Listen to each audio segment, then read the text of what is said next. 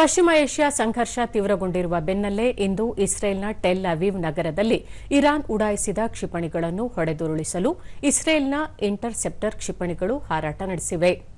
ನಗರದಾದ್ಯಂತ ಸೈರನ್ ಸದ್ದು ಮೊಳಗುತ್ತಿದ್ದು, ಸಂಭವನೀಯ ವೈಮಾನಿಕ ದಾಳಿಯ ಬಗ್ಗೆ ನಿವಾಸಿಗಳಿಗೆ ತೀವ್ರ ಎಚ್ಚರಿಕೆ ನೀಡಲಾಗಿದೆ. ಟೆಲ್ ಅವೀವ್ ನಿವಾಸಿಗಳು ಇಂಟರ್ಸೆಪ್ಟರ್ ಕ್ಷಿಪಣಿಗಳು, ಶತ್ರು ಕ್ಷಿಪಣಿಗಳನ್ನು ಅಡ್ಡಗಟ್ಟಿ ಹೊಡೆದುರುಳಿಸುವ ದೃಶ್ಯಗಳನ್ನು ಕಂಡಿದ್ದಾರೆ. ಇಸ್ರೇಲ್ನ ಐರನ್ ಡೋಮ್ ಮತ್ತು ಇತರ ರಕ್ಷಣಾ ವ್ಯವಸ್ಥೆಗಳು ಸಕ್ರಿಯವಾಗಿದ್ದು, ಸರಣಿ ಸ್ಫೋಟದ ಶಬ್ದಗಳು ನಗರದಾದ್ಯಂತ ಕೇಳಿಬಂದಿವೆ. ಕ್ಷಿಪಣಿ ದಾಳಿಯ ಎಚ್ಚರಿಕೆ ನೀಡುವ ಸೈರನ್ಗಳು ಮೊಳಗುತ್ತಿದ್ದಂತೆ ಲಕ್ಷಾಂತರ ಜನರು ಬಾಂಬ್ ಶೆಲ್ಟರ್ಗಳು ಮತ್ತು ಸುರಕ್ಷಿತ ಕೊಠಡಿಗಳತ್ತ ಧಾವಿಸಿದ್ದಾರೆ.